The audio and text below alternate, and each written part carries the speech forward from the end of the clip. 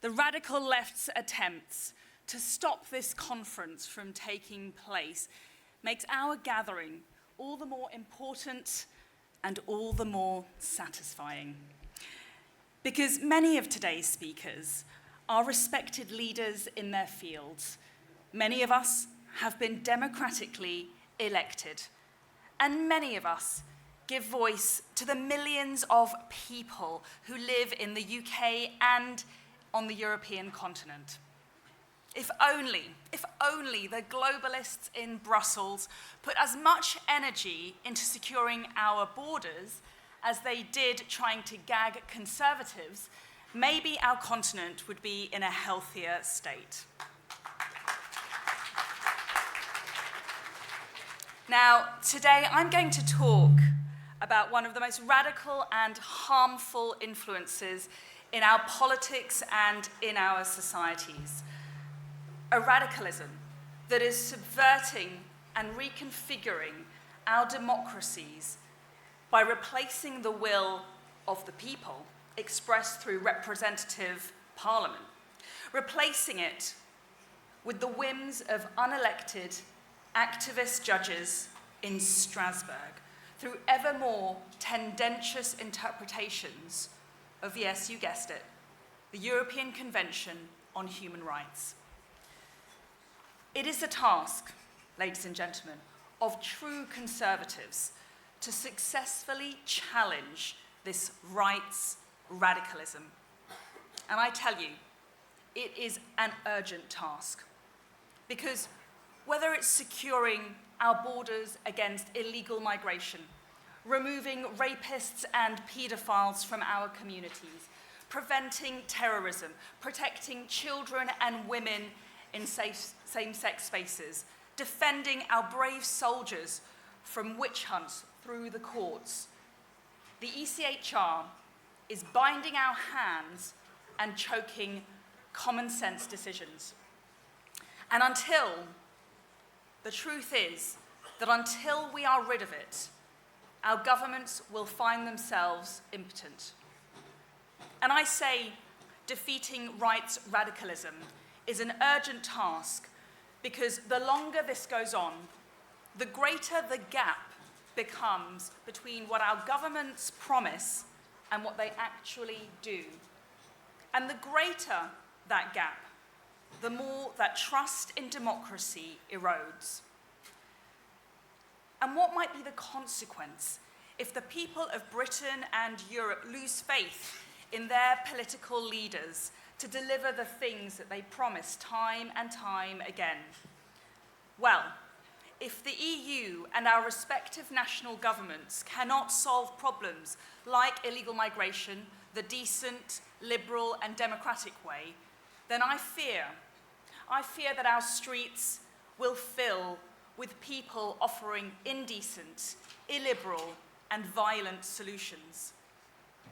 And so, while governments of the left continue to defend the ECHR as a means of advancing their progressive agenda, and establishment governments of the right and the centre abjectly fail to develop the political will to do anything more than tinker around the edges, it will fall to true conservatives to rise to the challenge of defeating rights radicalism before it is too late.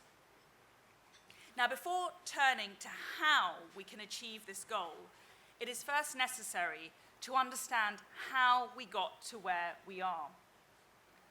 In the aftermath of World War II, the admirable aspirations of Western democracies to preserve those fundamental liberties which had so recently been bludgeoned by fascism was symbolised by the ECHR.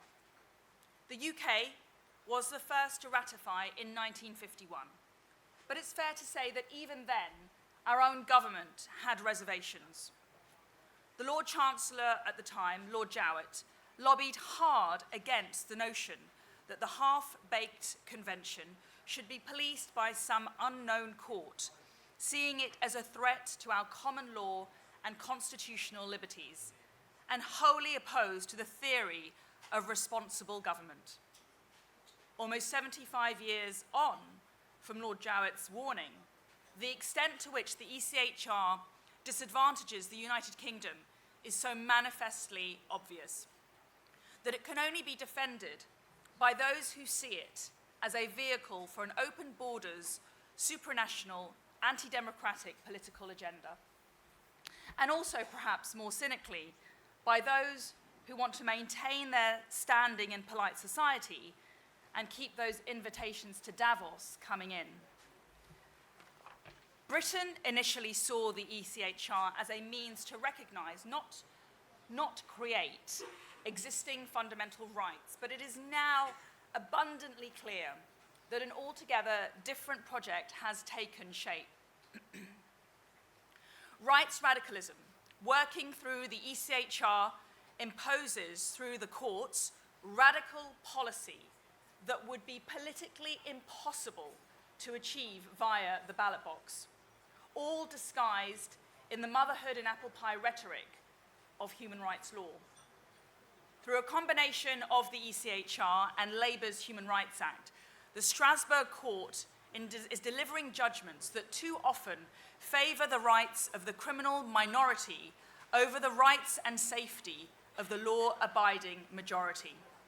Lord Sumption, the former UK Supreme Court judge, notes that by interpreting the ECHR as a living instrument, Strasbourg recognises rights which states never intended to grant and which are not within the ECHR's original object and purpose. In his words, the result is to transfer an essentially legislative power to an international body standing outside the constitutional framework of the United Kingdom. The effect is to undermine a fundamental principle of the United Kingdom's constitution, parliamentary sovereignty. Stark examples of the harmful impact of the living instrument doctrine abound. Take Article 8, for example, the right for respect of a private and family life. Now, the ECHR originally conceived this right as guarding against arbitrary government intervention in family life, like house searches during World War II. But this noble goal has been disfigured beyond all recognition. In 2020, British courts accepted the appeal of a Nigerian national against deportation from the UK. The individual had been serving a long prison sentence for offences like assault and dealing drugs like cocaine and heroin. His appeal succeeded on the grounds that his very significant obstacles to integration in Nigeria trumped the public interest in seeing him deported, despite the serious nature of his criminality, and that his deportation would therefore be irreconcilable with Article 8 rights to family life. Now, the British people have never voted and would never vote for such absurdities. The convention that the UK signed up to in 1950 was obviously never intended to be a charter for the protection of foreign drug dealers at the expense of British citizens and the safety of our communities. And yet, as a consequence of rights radicalism, that is now the law of the land. Or consider Article 3, which prohibits torture, inhumane, degrading treatment or punishment. Another worthy goal that has been distorted to almost comical extent. In the UK, we have foreign terrorists who have successfully claimed Article 3 rights that they cannot be deported from the UK because they may face tough treatment abroad in their home countries, like the Somalian bomb plotter, Wabi Mohammed, who served 13 years in jail and remains in the United Kingdom. Thanks to the ECHR, when it comes to deportations, the government must now prove that the medical facilities to the deportee, available to the deportee in the destination country, do not create a risk that their health may be harmed by removal of NHS facilities. Now, of course, when someone's being deported from a developed to a developing country, that will rarely be the case. Now, I don't need to explain how corrosive all of this is to public confidence in democracy. And one of the most egregious examples of rights radicalism was the use of Rule 39 interim injunctions by the Strasbourg court in June 2022. Despite English courts repeatedly refusing applications for an injunction, the Strasbourg court overruled the UK government, overruled the English courts, senior English judges, and overruled the will of the British people to prevent the democratically elected government from sending flights to Rwanda as part of its plan to deter illegal migrants from crossing the Channel. Rule 39 interim orders are not even included in the text of the ECHR. The decision to intervene in how Britain controls its border was taken by an unnamed judge through an opaque process with no published reasons and without the UK government having any opportunity to put forward its case in court. Since then, more than 70,000 more people have illegally crossed the Channel into the United Kingdom, and many more are on their way. And I fully expect that the Strasbourg court will intervene in whatever way it can to stop the Rwanda flights once again. So simply put, ladies and gentlemen, as long as the UK remains in the ECHR, we will not be able to control our border.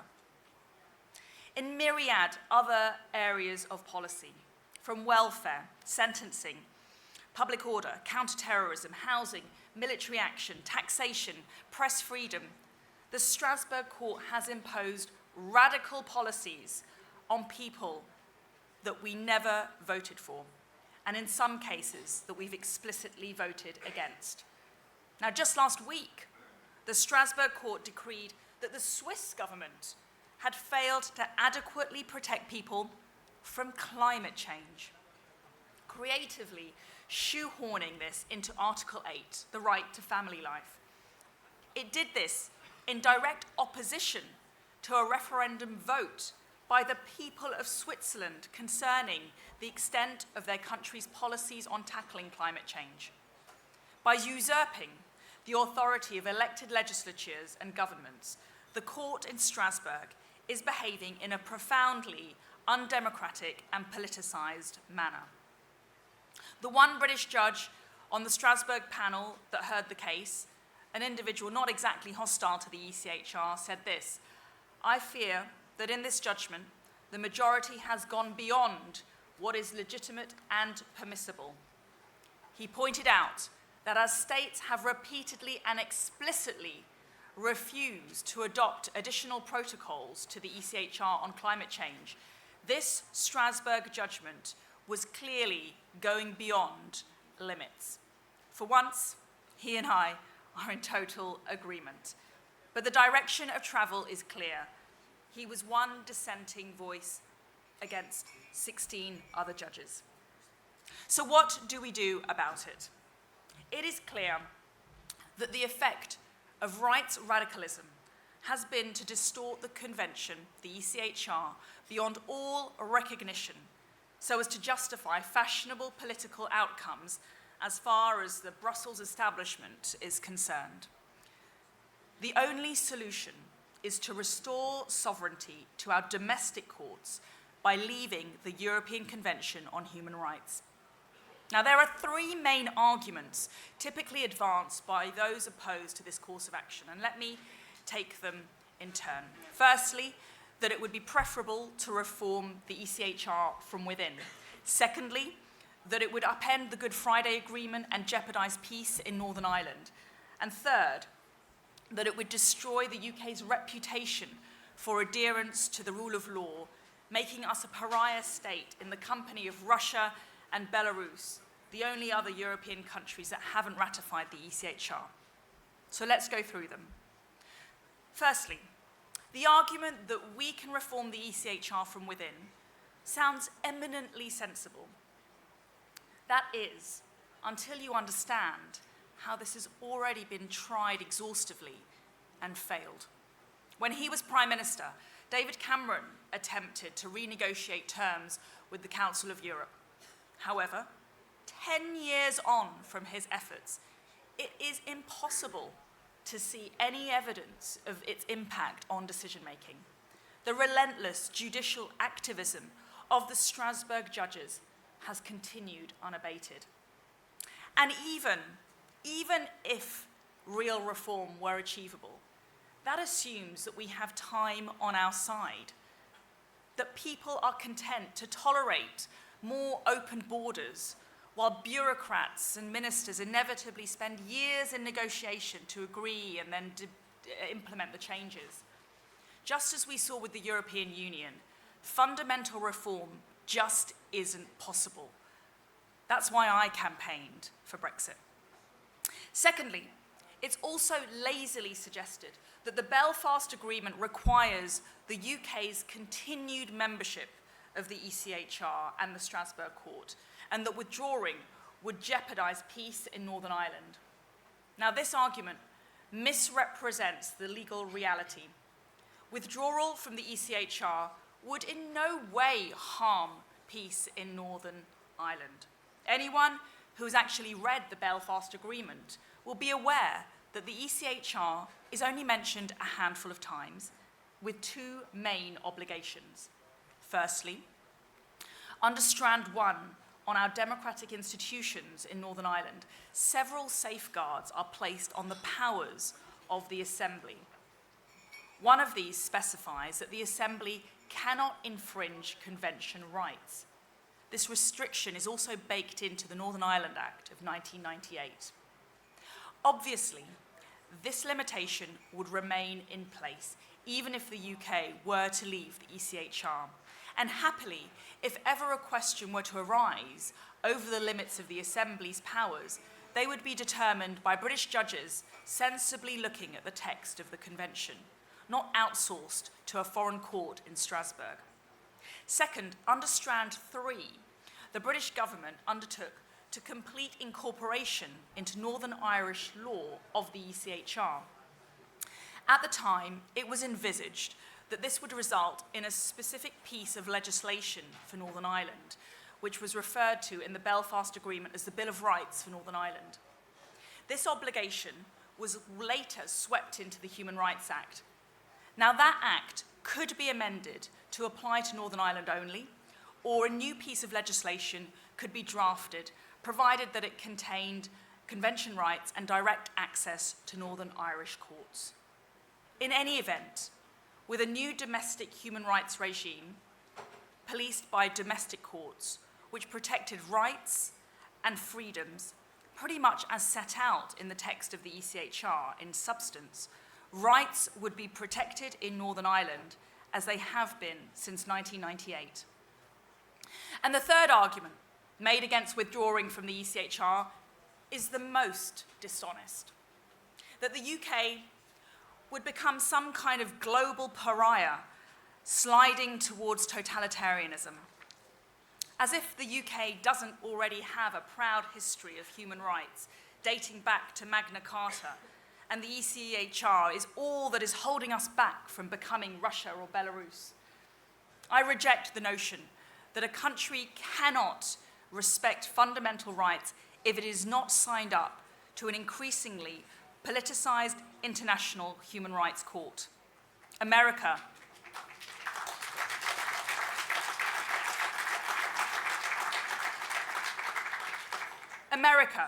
Canada, Australia, New Zealand, and Japan, amongst many, many others, seem to manage just fine. Now, we've heard those sorts of arguments before. They were deployed by the architects of Project Fear during the Brexit referendum. They didn't fool the people then, and they can't fool the people now. And I'll tell you something else. Just as with Brexit, if you explain to the British people how leaving the ECHR was necessary, was vital and essential to take back control of our borders, take back control of our laws and put that question to them, they'd overwhelmingly back doing so at the ballot box. So what are the practical steps necessary to leave the ECHR and start our fight to defeat rights radicalism? Well, we simply need to trigger Article 58 of the European Convention on Human Rights, which would give 6 months' notice, departure notice, to the Council of Europe. All it would take is for the Prime Minister to send a letter. There would, of course, be legal challenges to this. The human rights industrial complex won't go down without a fight. We may have to subsequently confirm our departure with an Act of Parliament. And the Human Rights Act, which incorporates the ECHR into UK law, would need to be dealt with separately. It could be repealed at the end of the 6-month notice period and replaced with a new British Bill of Rights, setting out the rights, freedoms, and responsibilities of British citizens. But the first step, giving notice to Strasbourg under Article 58, could be done at the stroke of a pen. I wish the UK would do it now.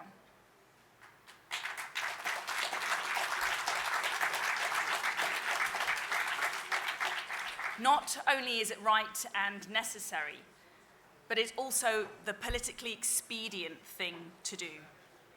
I, for one, would love to see the Labour Party campaigning on a platform of reversing the process. Instead of taking back control, they'd be handing it back to Strasbourg. I want to see. So good luck to Sir Keir Starmer trying to convince the British public that we should allow a foreign court to dictate our migration policy and prevent us from deporting foreign murderers, rapists, paedophiles, and terrorists. But any campaign to leave the ECHR must be pursued from a place of calm principle, not of desperation. Regrettably, the UK government doesn't have the political will to take on the ECHR and the Strasbourg court, and it hasn't laid the groundwork for doing so. It's therefore no surprise that recent noises in this direction from the Prime Minister are being dismissed by the public as inauthentic. It must also be said that any attempt by the government to include a plan for ECHR withdrawal or a promise to hold another referendum on the question in a losing Conservative Party election manifesto would likely set the cause back a generation. So, friends, ladies and gentlemen, before concluding, I'd like to emphasize that departing from the ECHR does not mean turning our back on international cooperation and sliding into a mentality of Little Englanders. Britain outside the ECHR should be every bit as committed to the defense of Ukraine against Putin's barbarism alongside our international partners. British jets should still take to the skies to help to defend Israel from genocidal Iran alongside our international partners. As far as foreign policy goes, true conservatives must always stand up to terrorists and defend an international rights-based order. But those rights must be legitimate and fundamental rights, rooted in reason and the language of treaties. Rights radicalism and the ECHR has politicized, delegitimized, and consequently undermined a foundational component of liberal democratic society. Rights are not just dry terms of law. They are expressions of moral identity, of who we are and what we stand for as a nation. When a person is unjustly imprisoned or crushed by oppression, we feel a deep emotion rise within us. That emotion is a longing for truth, a longing for justice, and a longing for fairness. It's a deeply conservative longing, but also a natural human longing. And I'm proud of the UK's history in protecting fundamental rights. It's one reason why I was motivated to study law and become a barrister, to play a part in our great justice tradition. Magna Carta, the Bill of Rights, the right to a fair trial, habeas corpus, the right to privacy, freedom from torture, freedom of religion, freedom of expression, abolishing slavery, extending the franchise in 1928 to women.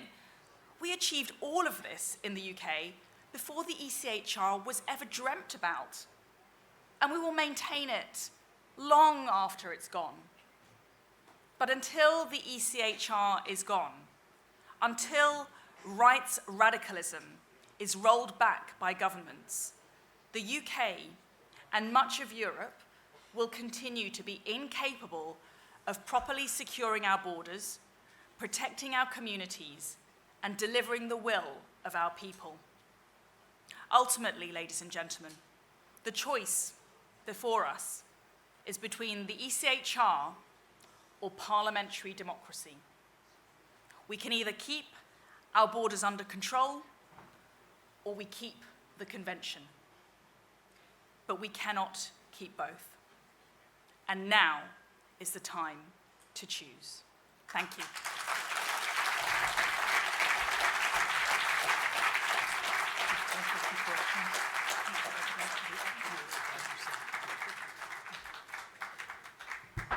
All right, that was wonderful. And now a public service announcement.